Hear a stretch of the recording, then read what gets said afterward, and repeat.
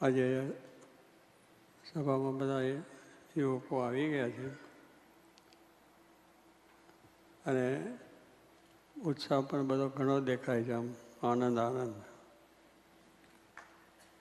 એટલે એમના જીવમાં સત્સંગ છે, ભગવાનમાં એ જ છે, આ રુચિ છે એટલે આનંદ રહે છે. બાકી આવી ઉંમરમાં તો અત્યારે ક્યાંય પાર્ટીઓ થતી હોય ને આનંદ માનતા હોય, એને અહીં આવું ને બેહવું ગમે નહીં. આ શું કંટાળા ભર્યું વાત, આમાં આત્મબુદ્ધિ કરવી, આમાં આ કરવું ને ફલાણું કરવું, ઢીકનું કરવું, એ કેમ છે? ત્યાં જાય તો બધી આત્મબુદ્ધિ બહુ થાય, બધા ભેગા થાય એટલે એ જ વિચારમાં હોય અને એ અહીં આવે જ નહીં. આ તો પણ આ તો 2500 બધા આવ્યા યુવકો. એટલે યુવાન વસ્તુ જેવી છે ને, યુવાની ધમાલ બહુ હોય છે, જીવન ધમાલ્યું જીવન હોય. એટલે લૌકિક વિચાર, જગતના વિચાર, માયાના વિચાર, એમાં બધું આમ તેમ કરવું એવું બધું હોય છે. પણ જોગી બાપાના આશીર્વાદ થયા છે આપણા બધા ઉપર કે યુવકો મારું હૃદય છે. શું બોલ્યા છે? યુવકો મારું હૃદય છે. એટલે હૃદયની કેટલી મહત્તા છે આ બધા સમજતા હોય છે. આ શરીર આખાની અંદર આપણા હૃદયની બહુ મહત્તા છે. એ ડૉક્ટરો બધા જાણે બેઠા છે કે હૃદય છે તો આપણે ચાલે ને, જો હૃદય બંધ પડી ગયું ને, જય સ્વામિનારાયણ, હૃદય બંધ પડ્યું તો આપણે જય સ્વામિનારાયણ, કશું જ થાય નહીં પછી આપણાથી. ત્યારે જોગી મહારાજને આપણા ઉપર કેટલી દયા છે એમ કહેવાનું શું છે કે મોટા પુરુષને આપણને આ સંબંધમાં લાવી અને અક્ષરધામની પ્રાપ્તિ થાય એને સુખિયા કરવા માટેની વાત છે. તો એવો એમને પ્રેમ આપણા યુવકો ઉપર હતા. અને બધા યુવકો બેઠા છે, સંતો પણ એ બધાને એવો પ્રેમ હતો તો આજે સાધુ થયા. એટલે હૃદયની મહત્તા જો આપણે સમજીએ તો પછી એવું આપણા જીવનમાં એ થવું જોઈએ કે યોગીજી મહારાજ આપણને કહે છે કે મારું હૃદય છે, તો એ હૃદયને કેટલું સાચવવું આપણે. એટલે જોગી માનું વચન પાડવું પડે કે ના પાડવું પડે? તો હૃદય એમનું જ્યારે છે તો હૃદયને જરાય પણ તકલીફ ના થાય, કોઈ પણ મુશ્કેલી ના આવે, એવી રીતે કાયમ આપણે જાનપણું રાખીને કામ કરવું જોઈએ. એટલે ખોટું થાય નહીં, ખરાબ થાય નહીં, કોઈ ખોટા વિચાર આવે નહીં, કોઈ બીજું કાર્ય થાય નહીં. અને કથા, વાર્તા, કીર્તન, ભજન એ જ બધું આપણે થાય. કારણ કે જોગી મહારાજ જે ગમે એ કરીએ તો રાજી થાય. એમને જે ગમે એ કરીએ તો રાજી થાય. એમને કંઈ આ બધું બાલરું નાટક ચેટક તો ગમતું નથી. આપણે બધું એમને ગમે છે કે આ સત્સંગ કરો, આ યુવક મનમાં તમે આવ્યા, બહુ રાજી થતા છે અત્યારે. જ્યાં અક્ષરધામમાં રાજી થતા છે કે ઓહો મારા યુવકો આવ્યા. એટલો બધો રાજી પણ એમને જાય કે આ યુવકો આજે આટલા મોટા પ્રમાણમાં અને તે અમેરિકામાં રહેતા રજોગુણમાંથી અહીં આવ્યા છે તો રાજીવ. કારણ કે એમને આપણને એને પોતાના માન્યા છે. માણસ જ્યારે પોતાના મને તો કામ કેટલું છે, આપણે જે કોઈને પોતાનો માન્યો હોય તેને માટે કેટલું કરીએ. તો જોગી બાપાની એવી દ્રષ્ટિ છે કે યુવકો મારું હૃદય છે, તો એ હૃદયને આપણે જેટલી બધી આ કરવી જોઈએ અને કંઈ કશું નુકસાન ના થાય એમ આપણે જોગી બાપાના જે વચન, એમની જે આજ્ઞા છે, એમના જે આદેશો છે એ પણ આપણે બરાબર રીતે જીવનમાં દૃઢ કરવા કહીએ છીએ કે થાય. તો કહેવાનું શું છે કે જેટલી એમની આજ્ઞા, રુચિ, અભિપ્રાય આપણે સમજાય, આપણે એમની રુચિ શું છે જાણવું જોઈએ. આપણી રુચિ પ્રમાણે નહીં, બીજાની કોઈ રુચિ પ્રમાણે નહીં. આપણી સ્વામીની, મહારાજની, શાસ્ત્રીમાં, જોગીમાની, શ્રીજીમાની, ગુણાસ્વામીની મરજી શું છે, એમનું શું વચન છે, વાતો છે, વચનામત છે, જીવનચરિત્ર છે, આની અંદર એમની પોતાની જે વાતોનું ચિંતન કર્યું છે એ આપણે સમજવાનું અને એનું પાલન કરવાનું. આપણને ગમે કે ના ગમે, ગમતું તો નથી પણ ગમાડવાનું છે, કારણ રાજી કરવા છે જોગીમાને, મહારાજને રાજી કરવા છે. તો આપણું મનનું ધાર્યું મૂકીને, મનની વાતને ઠેસ મારીને પણ એ કામ કરવાનું, તો આપણે કામકાજ થઈ જાય. શ્રીજી મહારાજના વખતમાં ગુરુનાથ સ્વામીની વાત છે કે પોતે તો સાધુ થયા અને બધી રીતે અક્ષરધામનો અવતાર જ હતા, અક્ષરબ્રહ્મનો અવતાર હતા. એટલે એમને તો કંઈ મહારાજની સાથે અખંડનો સંબંધ હતો. મહારાજની રુચિ આમ બધી સમજતા બધું હતું. પણ છતાંય જ્યારે દેહભાવની આપણે કાર્યની અંદર વાત હોય ને કંઈક આજ્ઞા થાય ત્યારે બધું ઢચું પચું થઈ જાય. એટલે કહ્યું કે તમે પુરાણ પૂંડ કોણ જશે? પુરાણ પૂતે દાડે તમે અમેરિકા આવીએ ને એવું બોરણપુર હતું. દેશમાં હતું, પણ ત્યાં જવાનું, ત્યાં સગવડ નહીં, બધી જાતની કોઈ વ્યવસ્થા નહીં, એટલો બધો સત્સંગ નહીં, અને ત્યાં જઈને કોણ બેસવું, ક્યાં કરવું, બધું એવું હોય. તો એ પણ સ્વામી ઊભા થઈને કહે હું જાઉં. બાજીની મરજી જોઈને એ ઊભા થયા અને બોરણપુર ગયા. એટલે સહેજ પણ વિચાર કર્યા સિવાય કે સ્વામી ત્યાં જઈએ પણ ત્યાં સગવડ નથી, ત્યાં આગળ મરી ભક્ત કોઈ નથી, ફલાણું નથી. પણ સ્વામીએ કહ્યું હું જઈશ, કારણ કે ત્યાં જઈને આપણે તો કોઈ છે નહીં, સત્સંગ તો થવાના માટે તો જે આવ્યા છે એમની આજ્ઞાથી સત્સંગ ત્યાં જઈને થયો અને આપણે જોયું. પણ પેલું આપણને વિચાર આવી જાય કે ત્યાં કંઈ જવાય નહીં. પણ જો તો મહારાજની મરજી સમજ્યા નહીં, તો શ્રીજી મહારાજની તમામ મરજી સમજીને ગુણાતીતાન સ્વામી કાર્ય કર્યું છે. તો મહારાજનો અમનો રાજીપો એની એકતા હંમેશને માટે એક જ હતી. ગુણાતીતાન સ્વામીને અને મહારાજનો કોઈ વિચાર જુદો નહીં. મહારાજની મરજી વિના, મરજી સિવાય જ બધું કાર્ય પોતે કર્યું છે. છેલ્લા મહારાજે જુનાગઢનું મંદિર કર્યું. તો જુનાગઢના મંદિરની અંદર પણ બધા મંદિર તો થયું, પણ ત્યાં નાગર બ્રાહ્મણ એક ગ્રહસ્થ કહેવાય, બ્રાહ્મણ ના કહેવાય બહુ, એટલે ગ્રહસ્થ કહેવાય. તો એમણે શિવની ઉપાસના, એટલે મંદિરની તરફ એમની અભાવ રહે, રુચિ રહે. આપણે ત્યાં જાય તો એને સંતોને પણ એવું થાય. અને મુસલમાની રાજ, હવે એ રાજ ત્યાં આગળ જવું તો કેટલી ઉપાધિ અખંડ થાય. ફરી તે વખતનું પાણી બીજું ત્રીજું અનુકૂળ ના આવે, મચ્છરનું બધું હોય, એટલે દરેકને થાય કે ત્યાં કોઈ જવા રાજી નહીં. મહારાજ બધા કહ્યું જુનાગઢ કોણ જાય. તારે કહેવાનું શું છે કે સ્વામી મારે કહ્યું તો મારે કે મહારાજની આજ્ઞા થઈ તો તરત ઝીલી લીધી વાત કે જઈએ મહારાજ. તો કહેવાનું શું છે કે આવી બધી મુશ્કેલી દેખાય છે, જુએ છે, સમજે છે, છતાં પણ મહારાજની આજ્ઞા થઈ તેનો કોઈ વિચાર નથી કે ત્યાં જઈને શું થશે, કે કેમ થશે, ફાવશે કે નહીં ફાવે, ગમશે કે નહીં ગમે, ત્યાં ડુંગરાનું પાણી નડશે કે નહીં, બધું ઘણી જાતની મુશ્કેલીઓ. પણ છતાં એવી મુશ્કેલીઓ સમજવા છતાં મહારાજ રાજી થતા હોય તો એ મુશ્કેલીઓને મૂકીને પણ ત્યાં ગયા અને ત્યાં ઠેઠ સુધી મહંત તરીકે રહ્યા. પોતે ત્યાં રહ્યા, મને સત્સંગ કરાયો. ત્યાં આગળ 700 ગામની અંદર સ્વામીએ સત્સંગ કરાયો, એક મહારાજની મરજી જોઈને. એમને જો મહારાજને ત્યાં જઈને મરજી છે એમને સત્સંગ કરાવવો છે.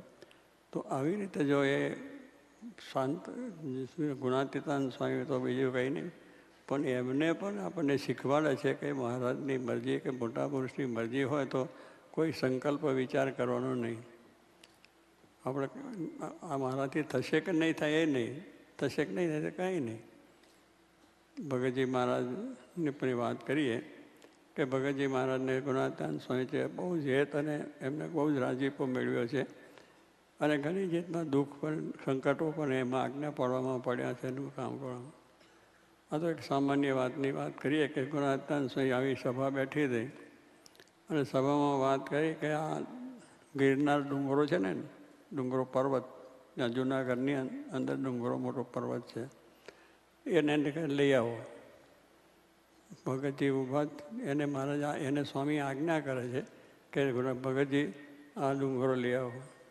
તે ઘડે શું વિચાર થાય તમને બોલો? ગળમથલ થાય કે ના થાય?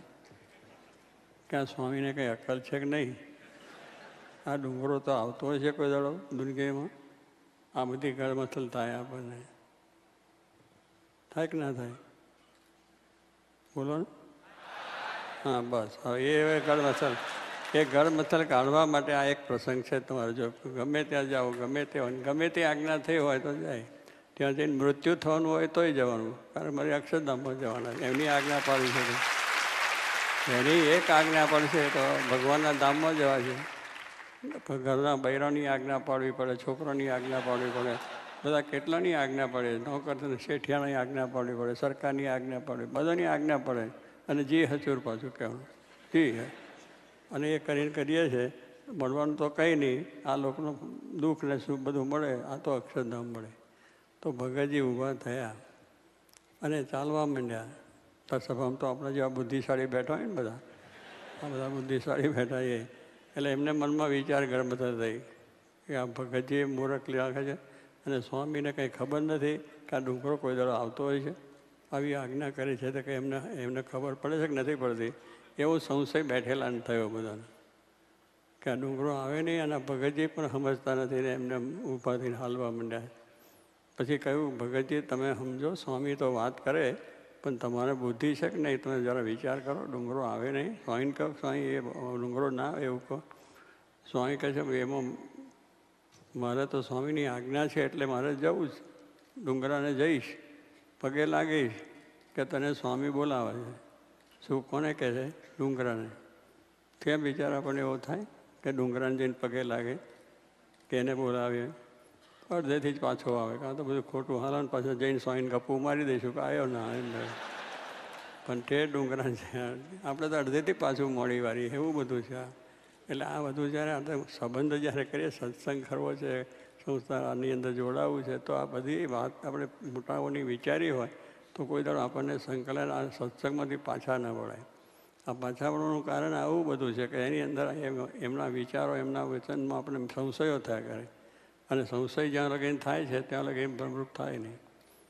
કોઈ પણ સંશય ના થવો જોઈએ એમની વિચારમાં. ભગવાનને સંત એ સાક્ષાત છે, એમના વચનમાં વિશ્વાસ રાખે, વચનમાં વિશ્વાસ રાખે, ભજનમાં વળી, પૂર્વ કેરા પાપ તારા તો જ આશે વળી. દેવાનંદ સ્વામીએ લખ્યું એ પૂર્વના જે આપણા અનંત પાપ છે, 84માં, એ પાપને બાળવા છે. એ પાપને બાળવા હોય તો આવા સંશયો થાય એમ ના થાય કે વ્યવહારમાં શું સમજે. કેટલાક કહેતા હતા, ગુના સ્વામીને કહેતા હતા, જોગીમાને કહેતા કે વ્યવહારમાં કંઈ સમજતા નથી. પણ એવો વ્યવહાર સમજતા હતા કે આમ ઝીણી બાબતની અંદર પણ આપણે કાઢી નાખે. શિવલાલ શેઠ, જુનાનગર શેઠ હતા બોટાદના, અને શિવલાલ શેઠને ગોપાળન સ્વામી છે હેત હતું, ભગતજી મહારાજને બધાને. પછી ગોપાળન સ્વામી ધામમાં જવાના, ત્યારે વડોદરામાં રહેતા હતા અને મંદવાડામાં ધામમાં જતા. એટલે બધા હરિભક્તો શિવલાલ બધાએ કહ્યું કે મહારાજ કે હવે તમે તો ધામમાં પધારો પણ અમારે શું કરવું? ત્યારે ગોપાળન સ્વામી શું કહે છે? ગોપાળન સ્વામી તો યોગી હતા, ટીકાદર્શી હતા. એમને કહ્યું, જો કે તારે વ્યવહાર શીખવો હોય, શિવલાલને કહે છે, તો સુંદરિયાના નામ પૂજા શેઠ હતા. એ વાણિયા હતા, વેપારી હતા, અને વ્યવહાર એટલો કુશળતા, આમ ઝીણી ઝીણી બાબતમાં પણ બધું સમજી જાય અને ગમે તેવું હોય એનું સમાધાન કરી નાખે ને એવું. એટલે વ્યવહાર કુશળ હતા. એટલે સ્વામી કહે જો વ્યવહાર શીખવો હોય તો ત્યાં જા. અને ગોપાલ સ્વામી કહે જો વ્યવહારને મોક્ષ બે શીખવા હોય તો જુનાગઢ જા, ગુણાતીતાનંદ સ્વામી પાસે. ક્યાં બતાવ્યા? ત્યાં. કારણ કે આપણે એમ જાણે કે આ વ્યવહારમાં સ્વામી શું સમજે, પણ જોગી મહારાજે એટલા વ્યવહારમાં કુશળ હતા. મને બધા કહેતા હતા કે આ જોગી તો ભલા ભૂડામાં. શાસ્ત્રી મહારાજ ગયા પછી આ કેમ ચલાવશે ને શું કરશે? કારણ કે બધા તાલીઓ પાડે, જે સમય કરો, બધું તાલીઓ પાડે, કંઈ થવાનું છે. એમની તાલીઓમાંથી આ સત્સંગ થયો. જુઓ, એમની તાલીની અંદર લાગે, એમના સંકલ્પની અંદર કેટલું બળ છે કે આ અક્ષરધામ જેવું ધામ થઈ ગયું. આપણે બધા વિચાર કરો, એમને સંકલ્પ કર્યો અને આપણે બધા પ્રેરણા મળી ગઈ તો આપણે કરી નાખ્યું. તો આવી બધી વસ્તુની સમજ હોય તો થઈ જાય. તો એક એમ પછી ભગતજીને કહ્યું ને, અને ભગતજીએ પહેલાં કહ્યું તો સ્વામી બહુ રાજી થઈ ગયા.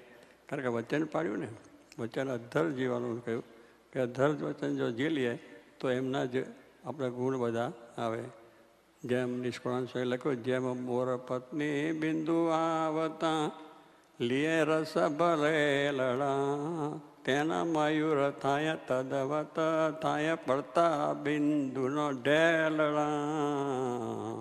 નિષ્કળાંત સ્વામી પોતાને કાઢેલું કે મોર છે ને નાચે, મોર પેલો પીછાવાળો નાચે ને એ આમ નૃત્ય કરે. ત્યારે ઢેલડીઓ એટલે એની પત્નીઓ જેને પીછા નથી એની ચારે આમ ફરે અને ફરે એ વિચાર કરે કે આ મોર નાચે તારે એના આંખમાંથી બિંદુ પડે છે, એ આમ ધર લઈ લે, પડવા ના દે. તો એનું મયુર એને મોર જેવો મોર થઈ જાય.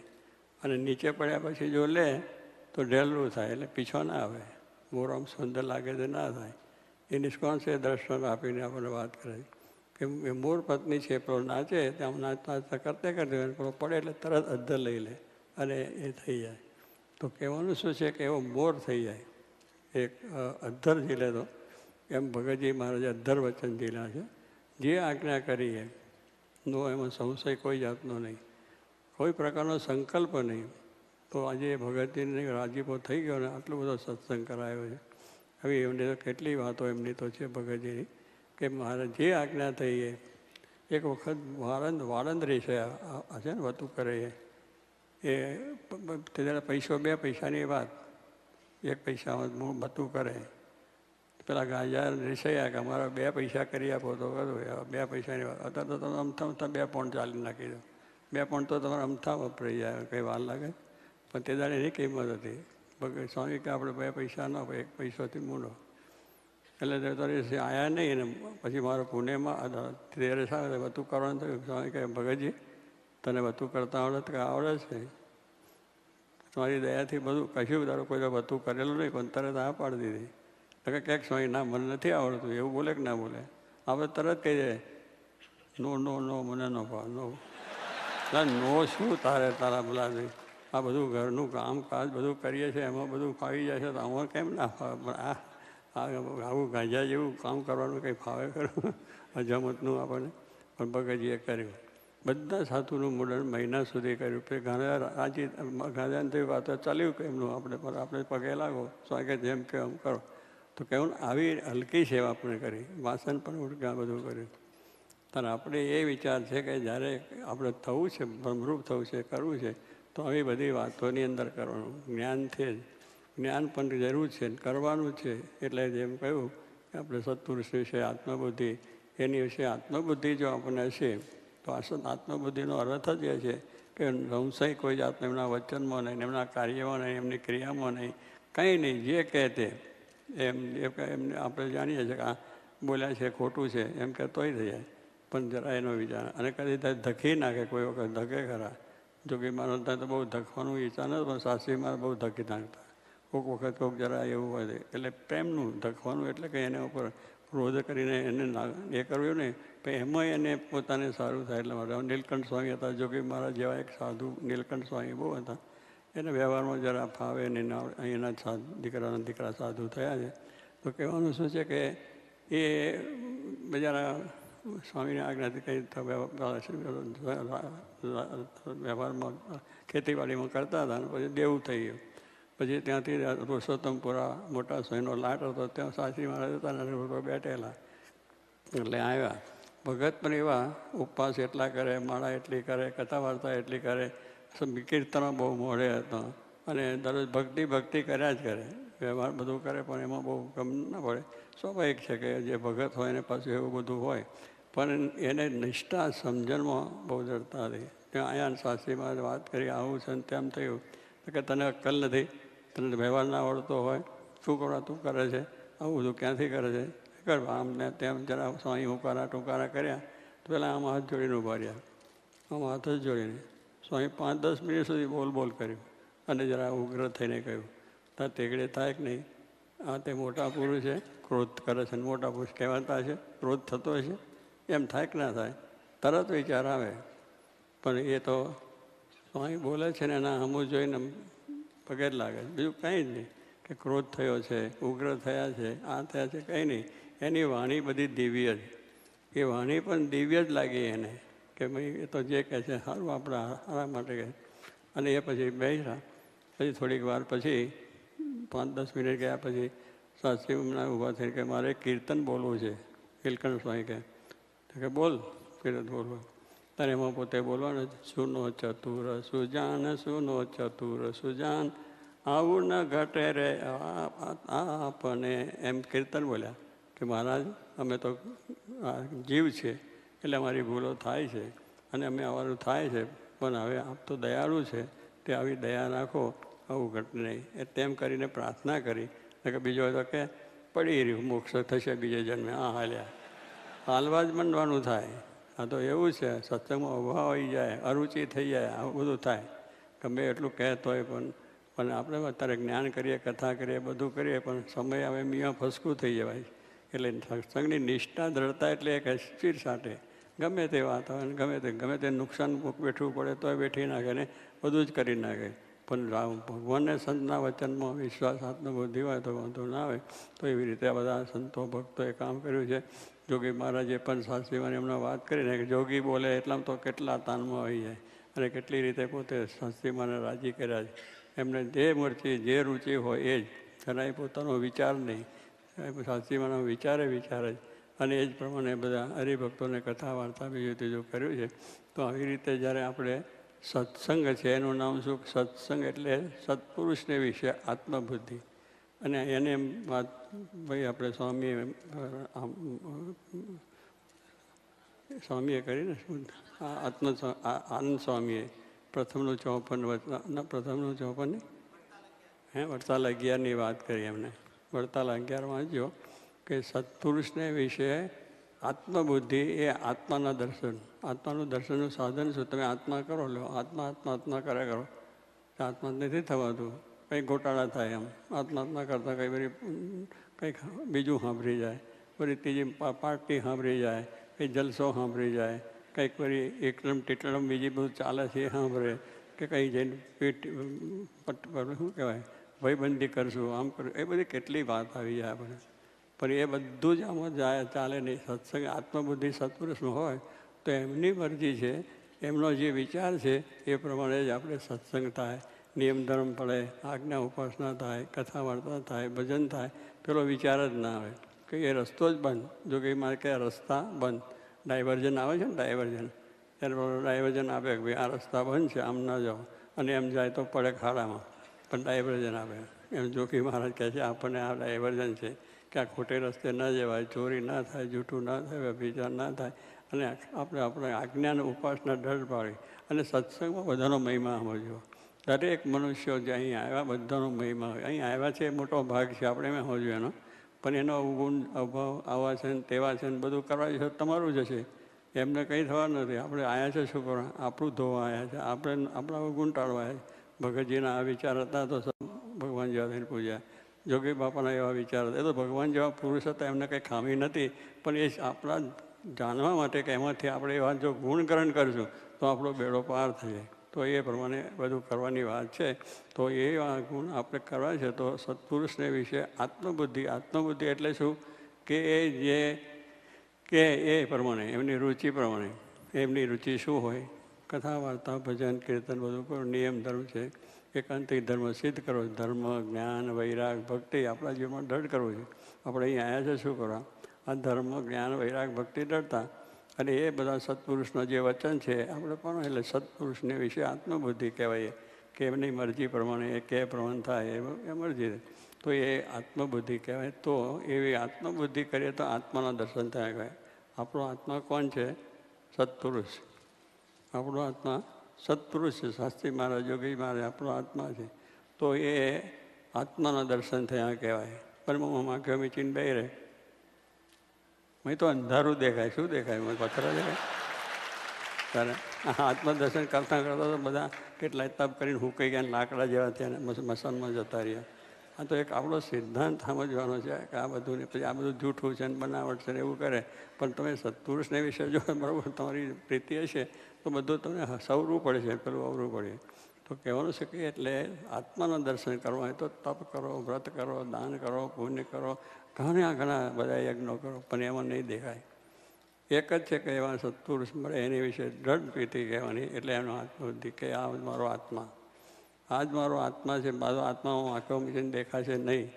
આ કહ્યું એ શાસ્ત્રોમાં એ છે. બીજું કે સત્પુરુષને એનો મહિમા સમજવાનું પણ એ જ સાધન છે. શું? આત્મબુદ્ધિ. એમનો મહિમા સમજ્યો હોય તો પણ એ જ છે આત્મદર્શિ. આત્મદર્શિ જો તમને થઈ તો બધું તમને દિવ્ય જ લાગશે. આ બધું દિવ્ય લાગશે. આ બધું છે લાગશે. આમાં કદાચ આગું પાછું થતું છે પણ બધા દિવ્ય છે.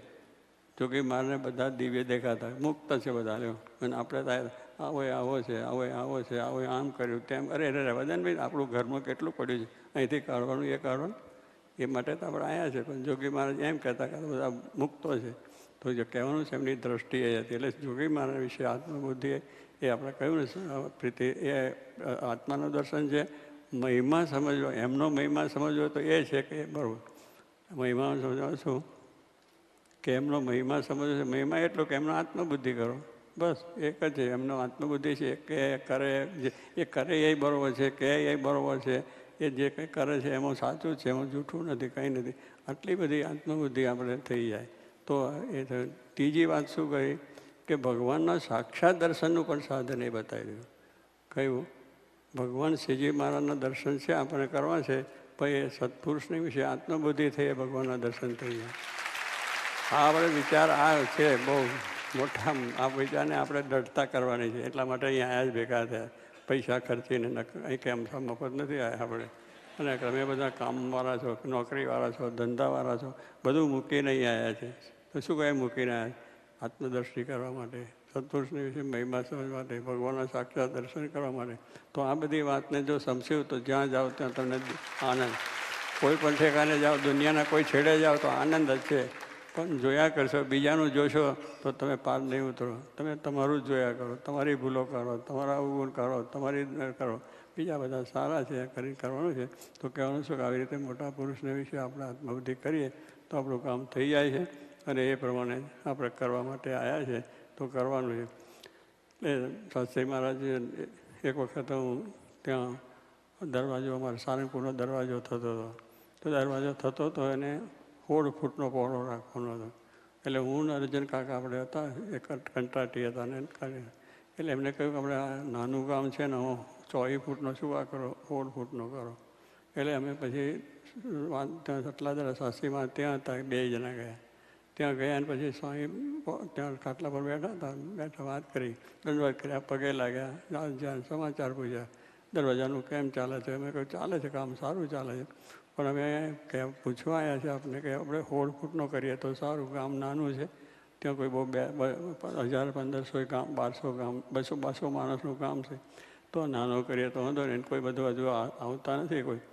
તો શાસ્ત્રી મહારાજ બોલ્યા નહીં, તેગડે બોલ્યા નહીં. મોટા પુરુષની રીત બહુ અલગ હોય. આપણે તેગડે કહી નાખે શું છે, જાગ નથી કરવાનું, આમ કરી નાખે. પણ પછી સાંભળીને પછી મને બધા થોડીક વાર થઈને પછી મને કહે ભક્ત ચિંતામણી લાય. હું ભક્ત ચિંતામણી લાવ્યો. અને ભક્ત ચિંતામણીનું 84 વગર હે 86 આઠડે સગડે 86. એટલે આ પછી એ તો બધા સમજતા હોય ને 86 આવે. એટલે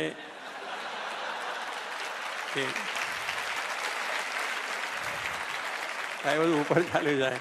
86 શું 86.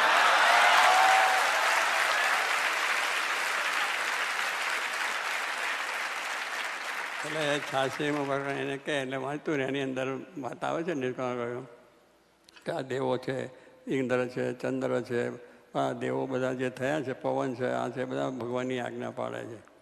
એ મોટા થયા સાથે ચંદ્રને પ્રકાશ ક્યાંથી આવ્યો કે ભગવાનને સંતને રાજી કર્યા હતો. સૂર્યને પ્રકાશ ક્યાંથી એમનાથી આવ્યો. એ બધા પ્રકાશવાન નહોતા, એ ભગવાનને રાજી કર્યા તો એમાં પ્રકાશ આવ્યો. અગ્નિમાં એમાં પ્રકાશ આવ્યો. આ બધું જે કંઈ કોઈ કરે છે ને જેમાં કંઈ બુદ્ધિ આવે છે એ પણ ભગવાનની દયાથી બુદ્ધિ આવે સારું થાય. એટલે આપણે એક જ ભગવાનથી જ આપણને આ બધું મળ્યું છે. તો સારું કામમાં આપણે વાપરવાનું. કોઈને ખોટું કરવું નહીં, કોઈને ખરાબ કરવું નહીં, કોઈને નુકસાન કરવું નહીં, કોઈને છેતરવા નહીં. આ બધી વસ્તુ આપણે સમજવાની છે કે આપણે એ રીતે થાય. તો એમ પ્રમાણે કહ્યું. પછી બધા આજ્ઞાથી મોટા થયા છે અને એ રીતે મહારાજ રાજી કર્યા. પછી એ તો પ્રકરણ પછી વાંચી બંધ રહ્યું. પછી મને કહે તું સમજ્યો? મને પૂછવામાં તો આ પ્રકરણ આવ્યું અને વાત આવી તું સમજ્યો? હું સમજી ગયો. શું કે 24 ફૂટ કરવાનું, બસ બીજું કંઈ નહીં. 24 ફૂટ કરવાનું. રાજી થઈ ગયા. અને કહેવાનું શું છે કે મોટા પુરુષ તો આપણે આપણું એક સહેજની અંદર આપણું મોટું કંઈ કાર્ય નહીં પણ એમાં રાજી થઈ ગયા. એમની મરજીમાં ભળી ગયા એ બેડો પાર થઈ ગયો છે. તો આપણે આવી વાત કરીને આપણા શિબિરમાં આવ્યા છે. તો આ બધો સત્સંગની વાત છે. સંસ્થાની અંદર પણ આપણે મમત્વ રાખીને સેવા કરવાની. સંસ્થા આપણી છે. આપણી સંસ્થામાં કોઈ પણ આપણા વિચારો જુદા ન પડવા જોઈએ, એને નુકસાન થાય એવી આપણી વાણી ના હોવી જોઈએ, આપણું વર્તન ના હોય, આપણું કાર્ય ન હોવું જોઈએ. સંસ્થા આપણી છે. એ ગમે તે જો કંઈ થાય તો પણ આપણી સંસ્થા માનીને એને આપણે બધું રીતનું એમાં શાસ્ત્રીમાં જોગવા રાજી થાય. અને ચોથી વસ્તુ આપણે સત્સંગ, પછી સંસ્થા. સંસ્થા એ સંસ્થા આપણી. અને ત્રીજું સત્પુરુષ. ત્રણ વાત આપણે આમાં જાણી લેવાની છે. સ્વામીએ બધાએ વાત તો કરી છે પણ મેં મારે આવડી એવી જે રીતે કરી છે માટે બધાને આશીર્વાદ છે. જાઓ.